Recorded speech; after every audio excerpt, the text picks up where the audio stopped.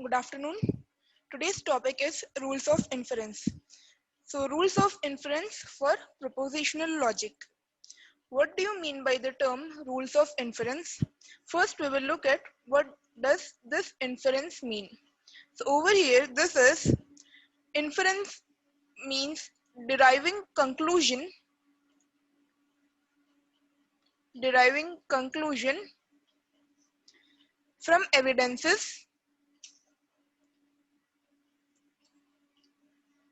Okay, and by using inference, that is, we deduce new statements and create some assumptions from the given premises. Okay, so what does this term evidences mean? So the term evidences means it is either premises or assumptions. So rules of inference, basically you have to remember that whenever we dealt with implication P implies Q, this was our hypothesis or premises, and Q was our conclusion. Okay, so based on some assumption,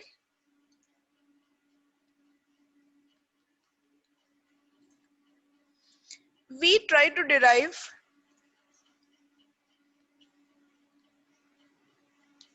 conclusion. Okay, we try to conclude some statement based on assuming something. So basically, rules of inference are basic tools for establishing the truth of statements. To deduce new statements from statements we already have, we use rules of inference. Now, what do you mean by rules of inference? They are the templates. So this is the definition. They are the templates for constructing valid arguments. They are the templates for constructing valid arguments. Basically, rules of inference are the valid arguments, are the valid arguments. They themselves are valid arguments, but what they are used to do is they are used to construct more complicated valid arguments. So they themselves are valid arguments and they are used to construct more complicated valid arguments. Now, before studying the rules of inference, we will study some basic mathematical definitions. So, why do we need the rules of inference?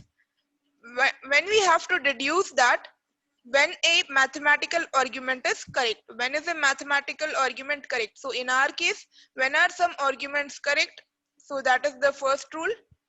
Argument to verify when an argument is correct and what techniques can be used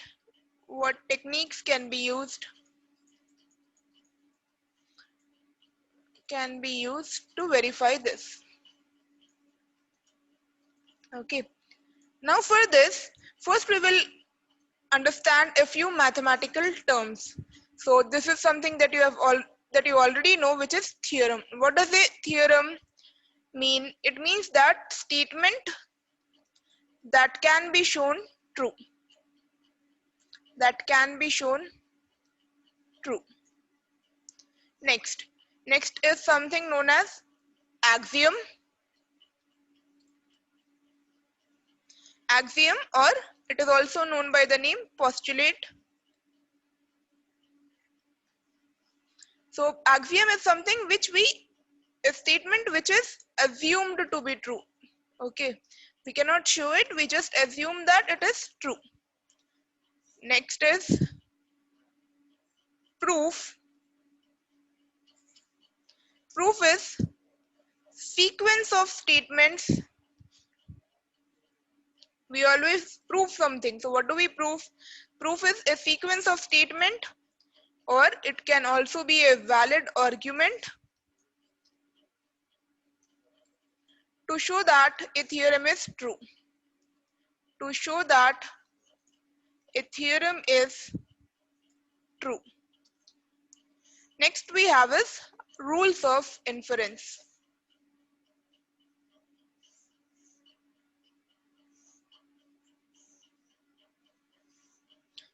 Lastly, we have rules of inference.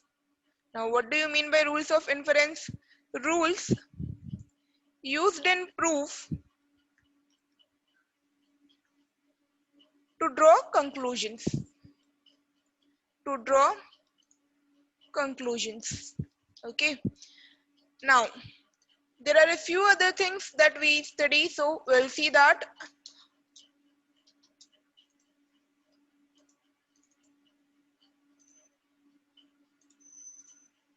So we have theorem over here, statement that can shown to be true, axioms which are assumed to be true. Proof is a sequence of statements. Rules of inference are rules that are used to draw conclusions from assertions, or assertions is also known as assumptions, which are known to be true. Now, apart from that, we even have a few other terms which are lemma, which is a pre-theorem or a result that needs to be proved to prove the theorem. So before proving the theorem, we need to prove something else, which is known as a lemma. And the other thing is corollary. These are the terms that you usually notice in maths textbooks. So it is a post theorem, a result which follows easily. So if you have proved some theorem, then from that theorem you can prove another statement, then that is a corollary.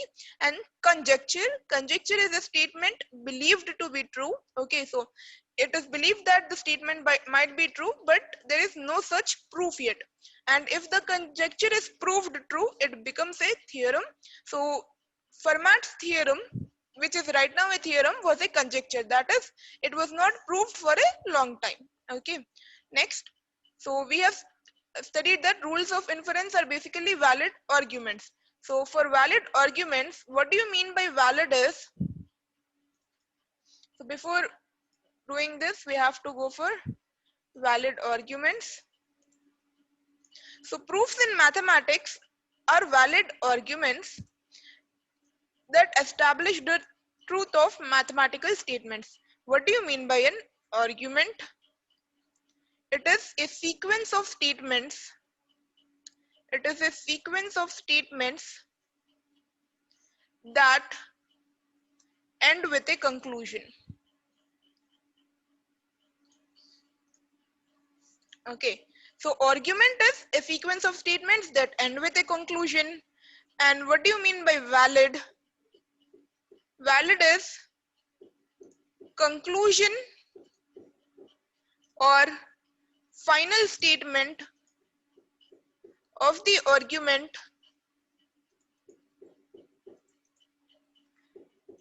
must follow from the truth of the premises. That is, if the premises are true, then the conclusion must also be true. So basically we see that if an argument is valid, so if an argument is valid,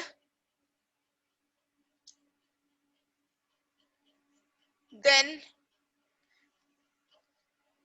premises should be true and also the conclusion should be true. That is, it is impossible if the premises are true, the conclusion be false. Okay, so if premises are true, the conclusion should also be true. So that is the meaning of valid arguments. Now we will see an example along with this.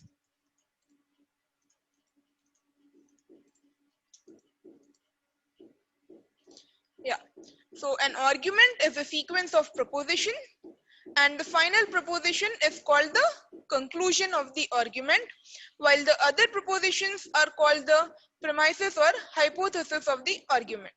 And an argument is valid whenever the truth of all its premises implies the truth of its conclusion. Now, the question is how to show that Q logically follows from the hypothesis. So basically what we are saying, we have this problem.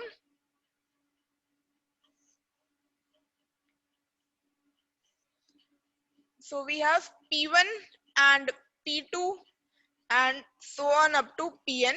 So if this entire statement is true, then Q is also true. That is, it logically follows from this statement. So for this, we can use that rules of inference. Okay, we can use rules of inference. Now, what do you mean by rules of inference? Suppose we are considering this entire statement as true. Okay, then Q, if we are saying if P1 and P2 and so on up to Pn is true, then Q should be false. Then if Q is false, if it is false, then the entire statement will be false. So basically, if the entire statement is true, definitely Q should be true. Then only your implication will result in a true. So this type of statement is known as a vacuous proof. So we will look over here.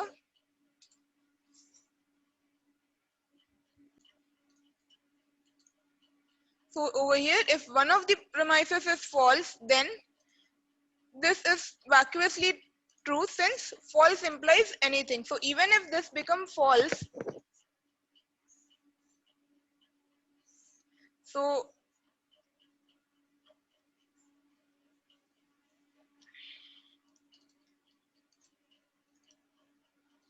even if one of them becomes false among P1, P2, Pn, and the entire statement becomes false. So if you remember the truth table for implication, PQ, P implies Q. Over here, if P is true, Q is false, then only it will be false. Even if P is false, Q, whether it might be true or false, it will be true. So if even if P becomes false, so even if one of the premises is false, then Q, whatever it may be, true or false, it will be true. Okay, the argument itself in total will be true. So that is known as a vacuous proof. Okay, so the next thing is valid arguments in propositional logic. So over here we have two statements. Consider the following argument involving propositions, which by the definition is a sequence of propositions.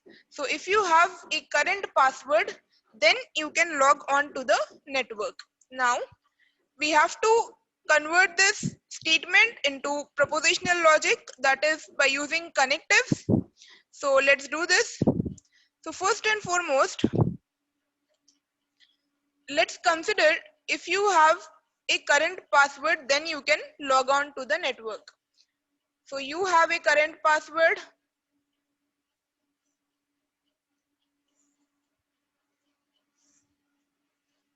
You have a current password. Therefore, you can log on to the network. Okay. Now we are supposed to determine whether it is a valid argument. Okay. That is, we have to determine whether the conclusion you can log on to the network, it should be true when this, if you have a current password, then you can log on to the network is true. So let's see this.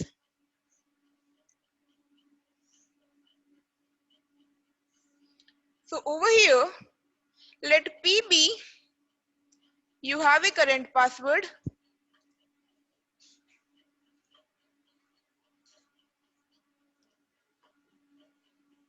and let Q be, you can log on to the network.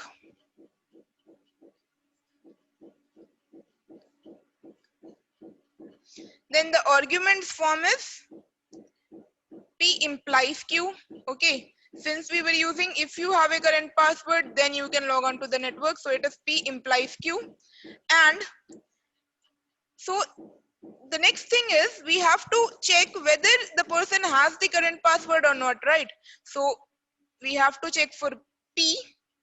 Then if P implies Q is true and P is also true, then obviously you can log on to the network. So therefore Q.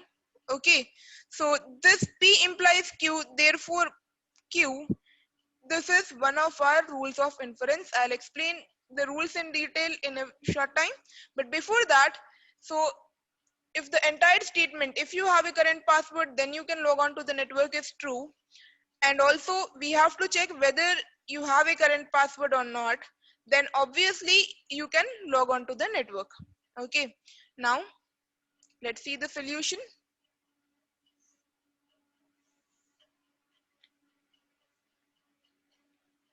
So we would like to determine whether this is a valid argument. That is, we have to determine the conclusion. You can log on to the network. Must be true when the premise is if you have a current password, then you can log on to the network. And you have a current password are both true. To check this, we have taken PQ and then our argument is of the form P implies Q, P denotes therefore Q. Okay, where this is the symbol therefore. All right, now let's check this whether it is a tautology or not. So P implies Q or P and P implies Q is tautology. Okay, so to check we have two types, which is either we can create a truth table or else we can create by using the logical equivalence rule. So let's verify whether the statement is a tautology or not. So P implies Q, it can be written as negation P or Q, and this entire statement reverse it. So this is here, let's take in terms of X and Y, the formulas. So X implies Y is equivalent to negation X or Y. So this is here X, this is here Y. So for this, we have to take negation of P implies Q and P or Q. Okay. Now let's apply the negation. It will be negation of P implies Q or P or negation P or Q. Again, we can use this formula. So negation of negation P or Q or negation P or Q. Now over here, this can be written as by using the negation De Morgan's law. So negation of negation P is P or is changed to and negation Q or negation P or Q. Now if you use distributive law,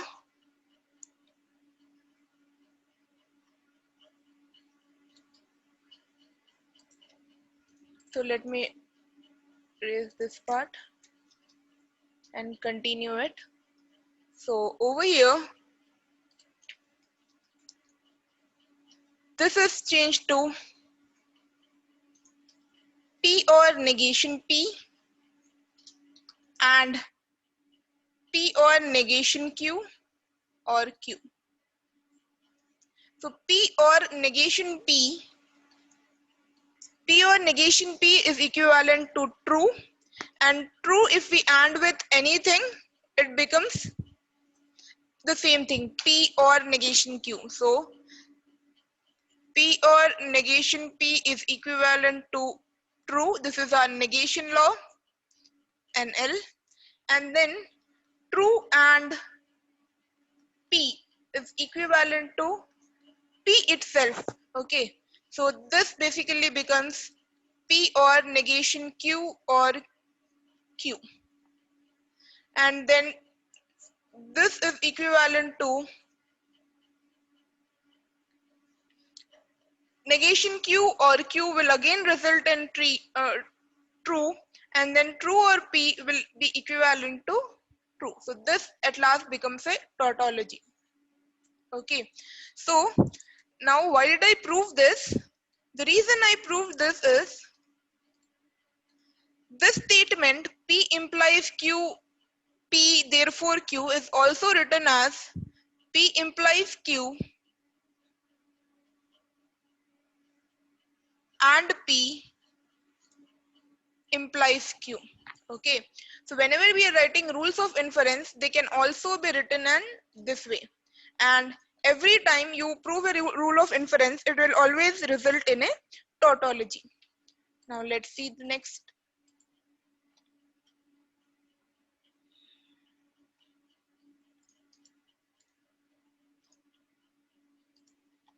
So we know that when P and Q are propositional variable, the statement P implies Q and P implies Q is a tautology, which I have proved just now. In particular, when both P implies Q and P are true, we know that Q must also be true. Now, why is that?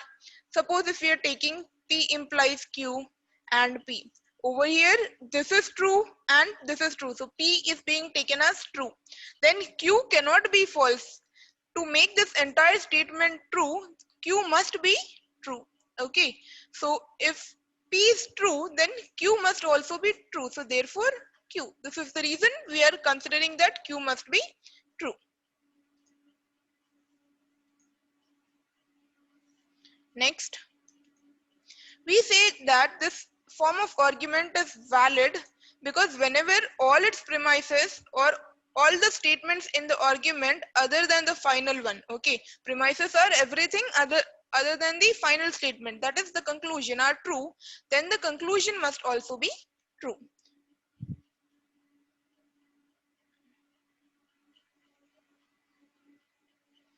Next,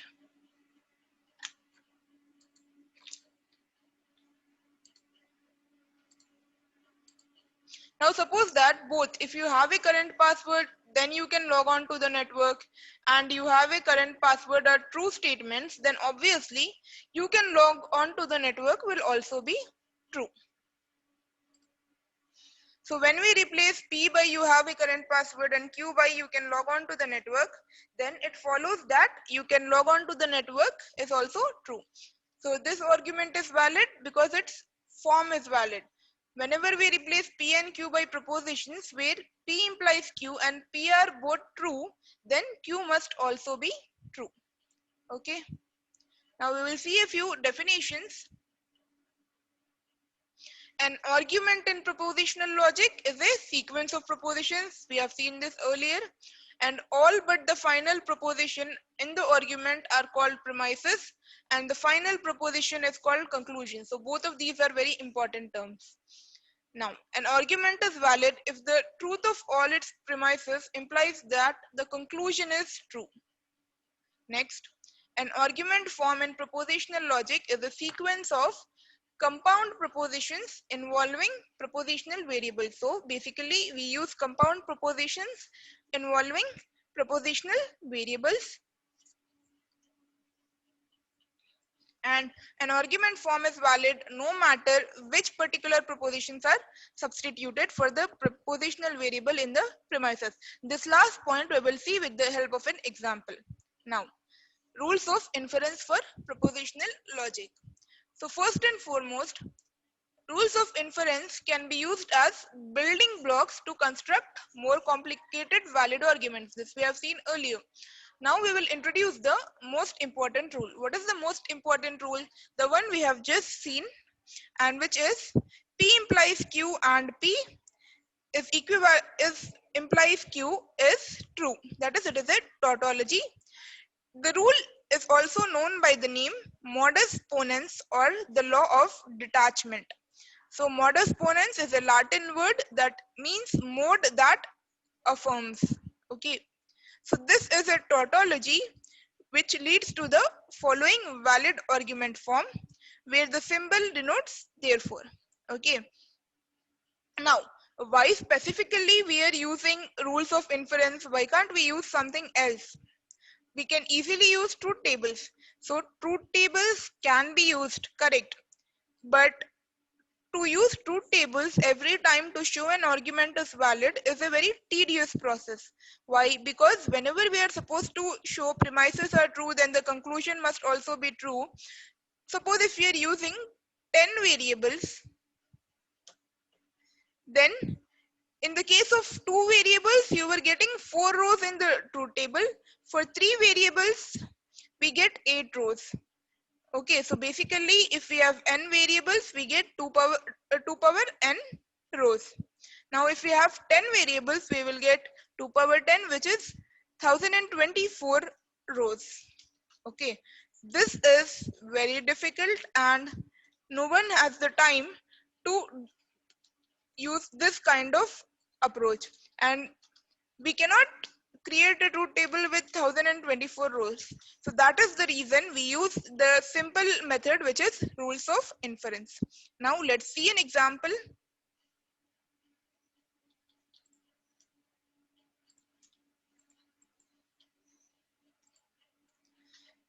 Now the conditional statement is, suppose that the conditional statement, if it snows today, then we go skiing, and its hypothesis, it is snowing today, are true. Then by modus ponens, it follows that the conclusion of the conditional statement, we will go skiing, is also true. So basically, if if it snows today, P is it snows today, we are not supposed to use if. If is implication. And Q is we will go skiing.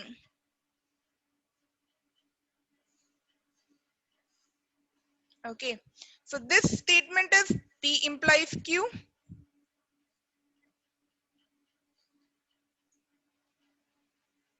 And the next statement, hypothesis, is it is snowing today. So it is snowing today is our hypothesis.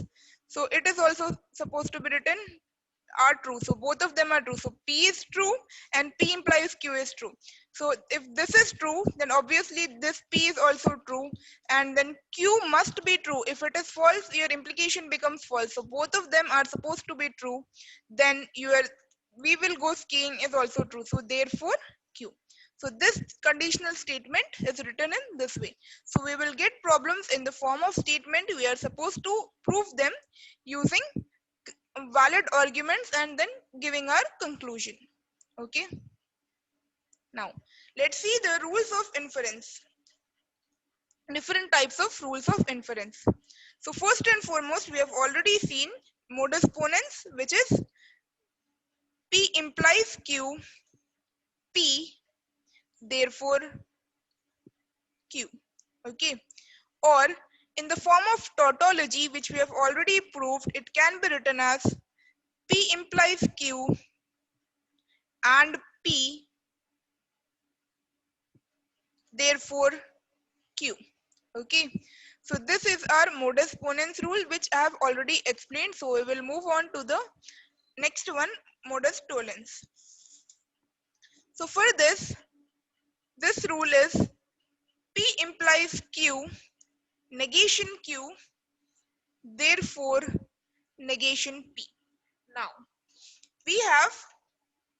we always consider our premises to be true. So let's consider the premises to be true. So negation Q is true. Negation Q is true, and this entire implication is also true. If negation Q is true, then this Q will become false. And if this Q is false, P should not be true. P should be false. Okay. So if P is true, then your implication will become false. True, false, and implication results in false. So if this is false, then P cannot be true. P should be false. So negation P, if P is false, then negation P is becoming true. Negation P will be true. So the final conclusion value is true. Hence, we can say that it is a valid argument. And how will be the tautology written? The tautology will be written in this way. P implies Q and negation Q implies negation P. Now this tautology, what you can do is you can take it as an exercise and solve it by using the logical equivalence rules or by using a truth table. These are very important. Next, the next rules of inference is hypothetical syllogism. So for this, the rule is in this way.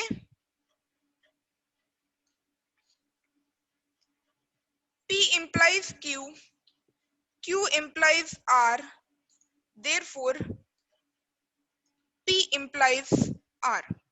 Now, so we have to remember that our premises will always be true. So let's take the premises to be true. So this is true, this is true. Now let's begin with taking, let's try to make our conclusion false.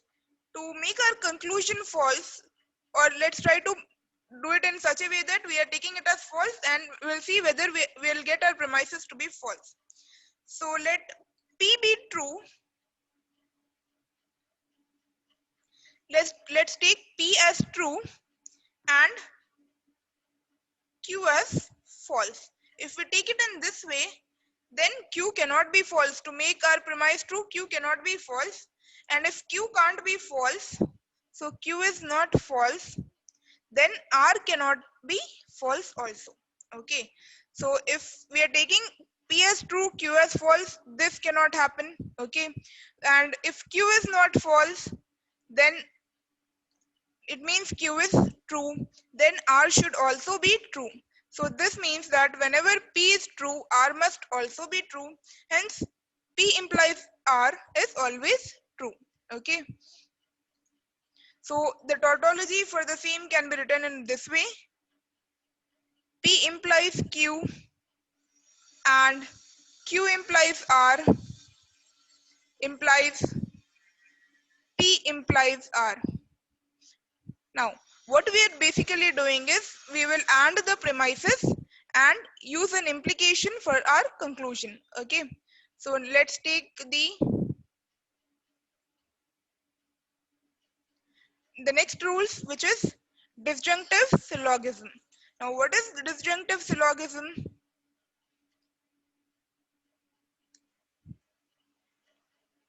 P or Q, negation P, therefore Q. Now, what does this statement mean? So we have to always assume that our premises are true. So both of them are true. Okay.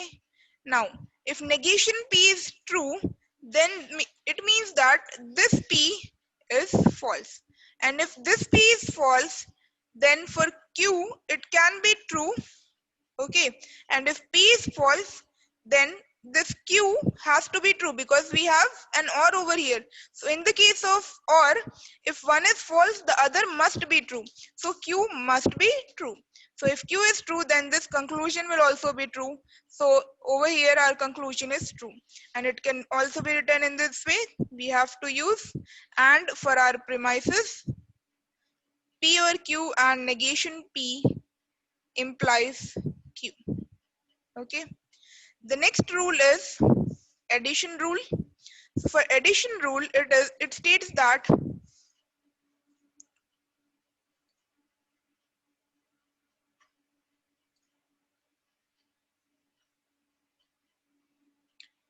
P, therefore P or Q. Okay. Now our premises is always true, and if P is true, then whether Q be false or true, or since we have an OR over here, it will be true anyway. So if P true is ORed with anything, it will result in a true. Hence the argument is always satisfied, and it can be written in this way. P implies P or Q. All these tautologies which are being written can be proved by using your logical equivalence rules or truth tables. The next one is simplification rule. Simplification rule is P and Q, therefore P, or P and Q, therefore Q. Now, we are supposed to take our premises as true. So let's take them as true. So if this is true, it means that both, since we have an and over here, we are using conjunction. So whenever a conjunction is true, it means both the propositions should be true. And if both the propositions are true, then our conclusions are always true. And it can be written in this way.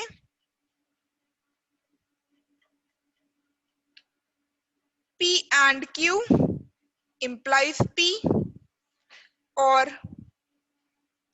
P and Q implies Q. Okay. Then let's take our next rules. The next one is conjunction. Conjunction is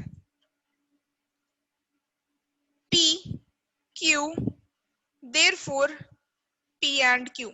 Now, whenever our premises are true, PQ are true, then the conjunction of PQ is also true. So this is basically your conjunction law, or by using the truth table of and. If both the variables are true, then P and Q will be true. So it can be written as P and Q implies P and Q.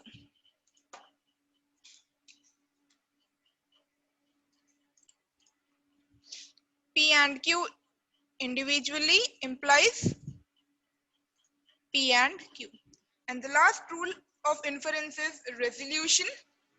So for resolution,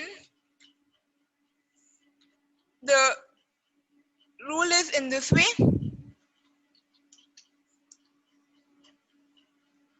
P or Q, negation P or R, therefore Q or R. Now, if we are taking our premises to be true, so this is true and this is true, then we need to conclude that Q or R is also true. So let's take Q as false. So Q is taken as false. Then if one of them is false, then the other has to be true, since we are using the connective or. And so if P is true, then negation P will become false. And if negation P is false, R must be true. So R is true and Q is false, then our conclusion will become true. Similarly, in the other case, since we have started with Q being false,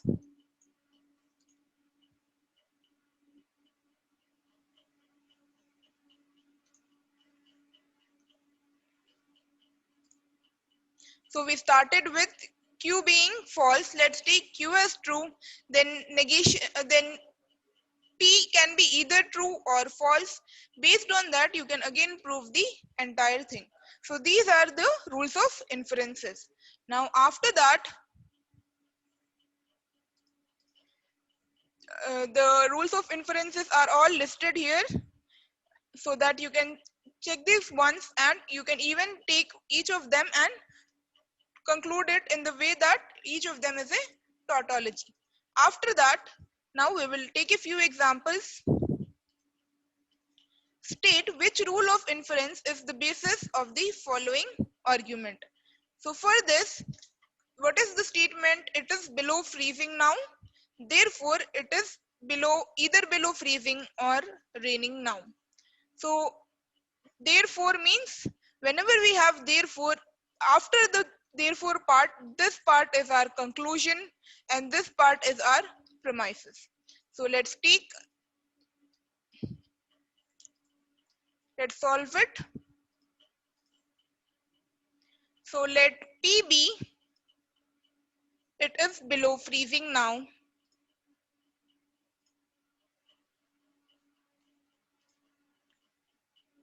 Okay, and Q is, it is raining now. Then how can we write the argument? So we said this is supposed to be the premises and this entire thing after therefore is the conclusion. So we have P, therefore P or Q, since we have either or. So this is, if you remember here, addition rule. This argument is in the form of, argument is addition rule. Okay, so let's see what our addition rule was in the earlier slide. Addition rule is P, therefore P or Q. So the same thing. Let P be it is below freezing now and Q is it is raining now. Then the argument is of the form P, therefore P or Q. This argument uses the addition rule. Next, which of the rule of inference is it is below freezing and raining now, therefore it is below freezing now. Okay, now therefore means over here this part is conclusion, this is the premise, and we have to write first them in propositional variable. So P is it is below freezing now,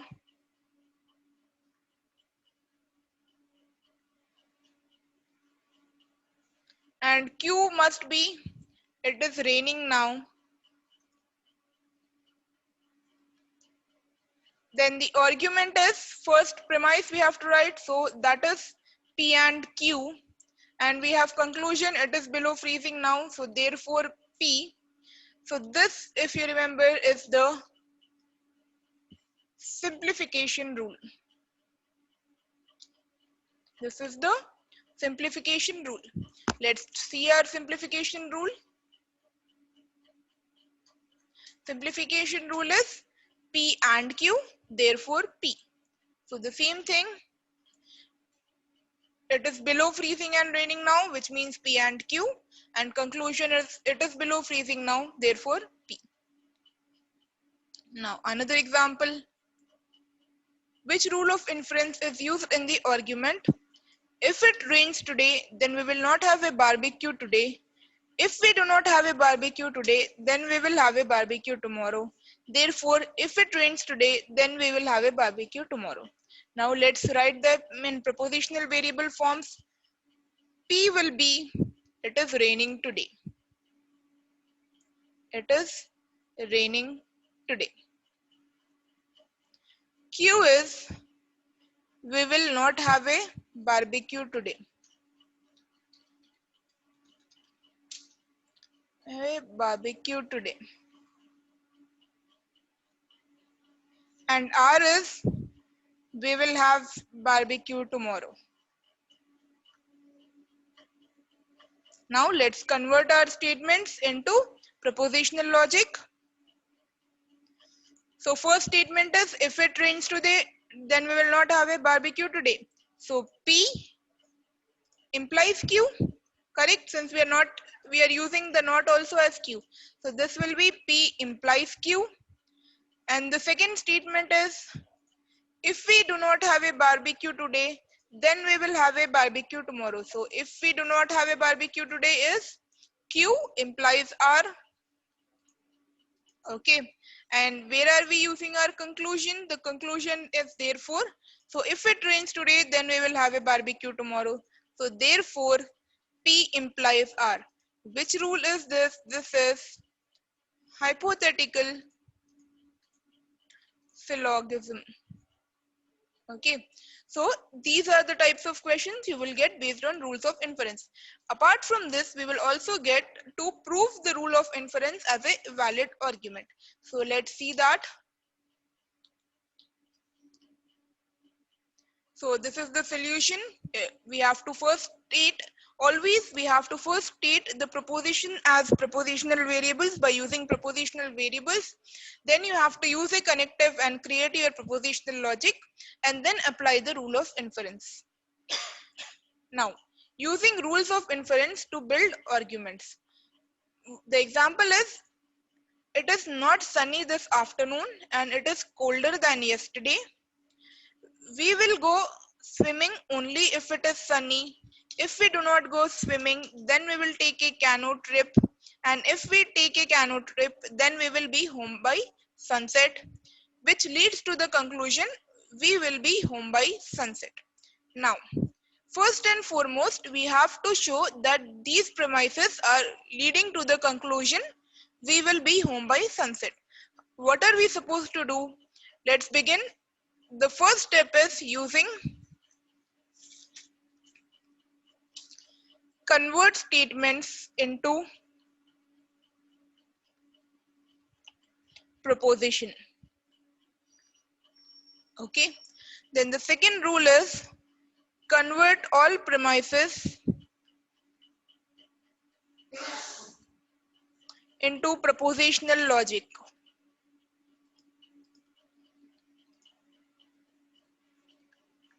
And lastly, every time take two premises and apply rules of inference. Okay. Now, first and foremost, we will convert the statements into propositional logic. So first was, it is not sunny this afternoon. So we will take T as it is sunny this afternoon. Then Q is it is colder than yesterday. So these statements being converted is easy. So we have already seen this topic, converting statements into propositions. So this can be easily done. It is colder than yesterday. R, we will go swimming.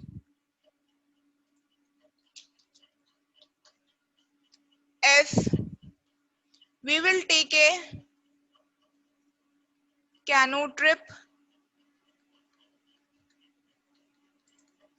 And T is we will be home by sunset. Okay, so these were all the statements that we had to convert into propositions.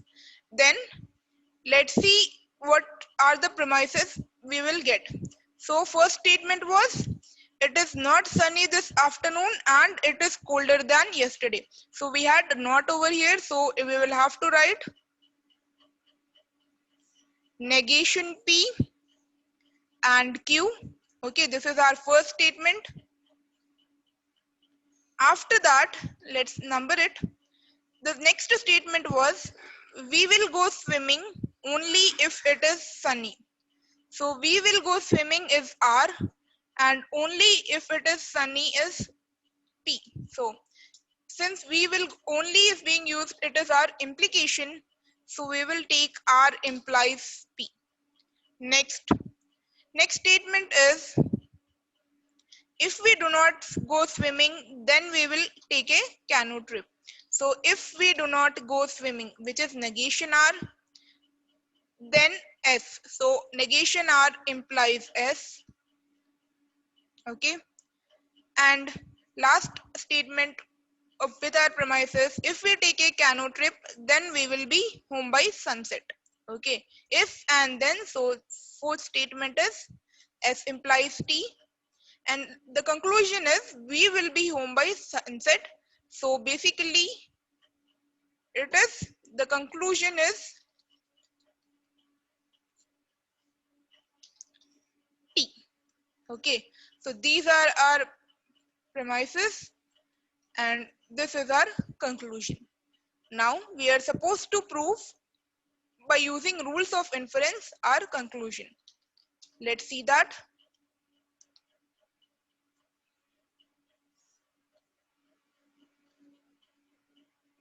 So it is sunny this afternoon, P, Q, R, S, T. Then all our premises along with the conclusion T. Now the next thing. Let's prove our solution over here. First and foremost, the first premise is negation.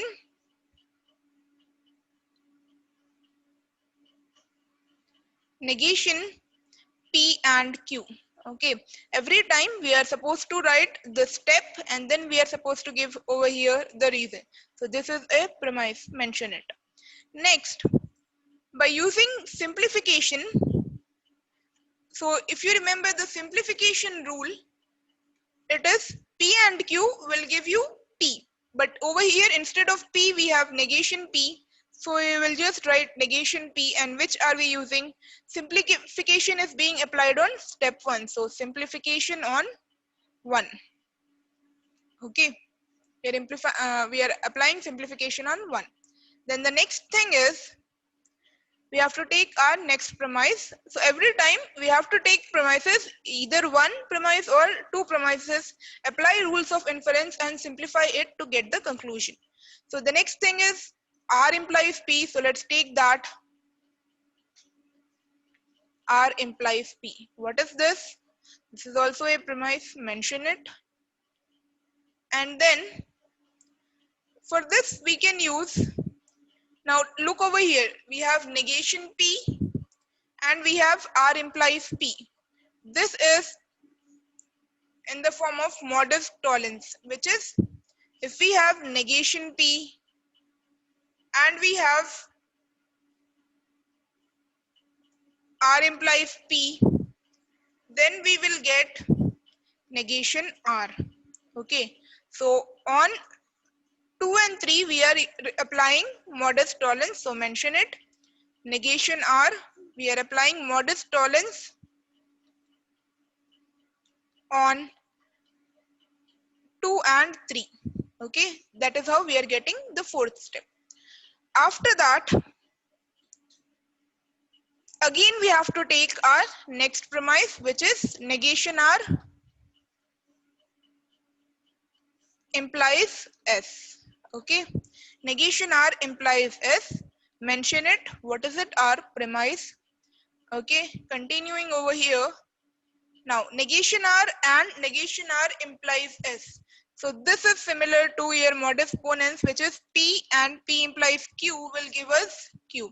So P over here is negation R. The entire thing is our P. So it will result in an S. So mention S. What are we using? Modus ponens using 4 and 5. So mention modus ponens using 4 and 5. After that, take the next premise, which is S implies T. S implies T.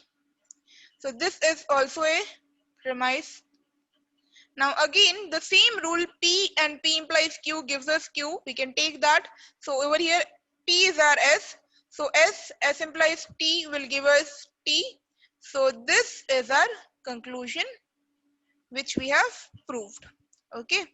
So let's see the solution a bit clearly.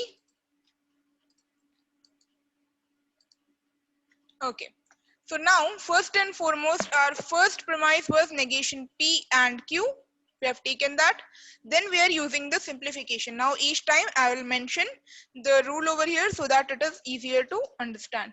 So simplification was P and Q, therefore P. So this is your simplification. So over here, negation P and Q. That is the reason we use negation P. The entire negation P is our P in this case. Okay. And the next thing was we have taken our next premise, R implies P. For R implies P and the second statement, which is negation P, we were applying modus tollens. Now what was modus tollens? This was negation Q, P implies Q, therefore negation P. Okay, so negation Q over here is our negation P and this is P. So R is our resultant statement, the conclusion of modus tollens. So we got negation R. Now again we took our next premise and applied modus ponens. What was that? So it is P, P implies Q, therefore Q. Okay. Now for this, let's look negation R implies S. So both of them are P and this is our Q. So the conclusion is S. So again we wrote S. We have taken our next premise, S implies T. It is our premise and this was the resultant we got from the upper statement. So again we are using modus ponens and we got our conclusion. So this is our conclusion. Okay. So this, why do we use this rules of inference and why not a truth table? Truth table can be used to show that whenever each of the 4 hypotheses is true, the conclusion is also true. We can definitely do that. However, we are using how many total propositional variables? We were using 5 variables and 5 variables will give us 32 rows of truth table, 32 rows in the truth table, which is very difficult. Hence, this is the reason we are using rules of inference. Next, let's take another last example based on this topic. So the example is, if you send me an email message, then I will finish writing the program. If you do not send me an email message, then I will go to sleep early. And if I go to sleep early, then I will wake up feeling refreshed. All of these are the premises. So there are three premises and one conclusion, which is, if I do not finish writing the program, then I will wake up feeling refreshed. Okay. So let's first and foremost write them in the form of propositional statements. So we will get P, you send me an email message.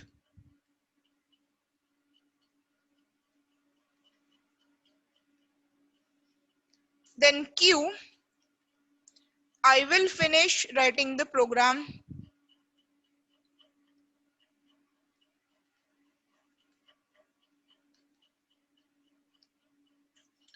R, I will go to sleep early.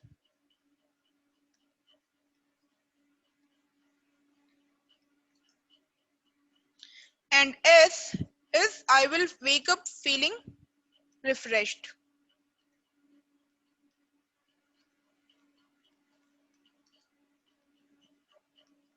Okay. Now let's take the propositional statements and write them in the propositional logic form. So first is, if you send me an email, then I will. So if then, so basic, it is very simple. P implies Q. This is your first premise. Then the next one, if you do not send me an email message, so negation, then I will go to sleep early. So negation P implies R. Again, very simple. And if I go to sleep early, then I will wake up feeling refreshed. So this is R implies S. What is the conclusion? So these are the premises. Let's see the conclusion. If I do not finish writing the program, then I will wake up feeling refreshed. So the conclusion is negation Q, if I do not finish writing the program, and implies S. Okay, let's prove this.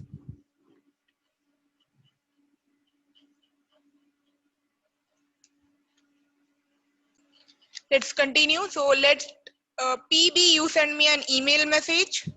Q is, I will finish writing the program. R, I will go to sleep early. S, I will wake up feeling refreshed.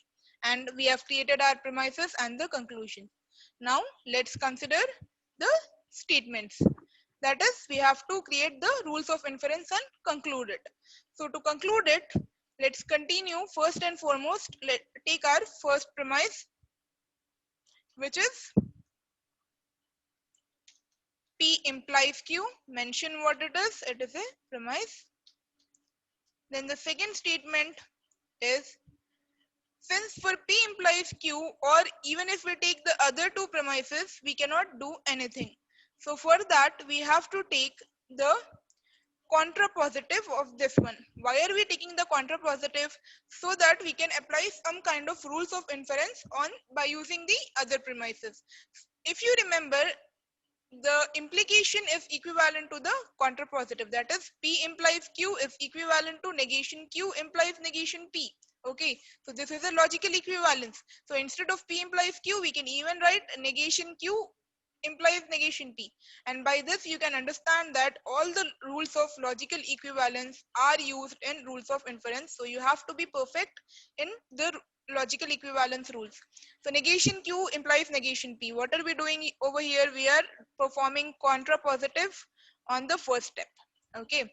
Now, with this, we can take negation P implies R. That is our second premise. Mention it. Okay. Now, we have negation Q implies negation P and negation P implies R. So these two are similar. All right.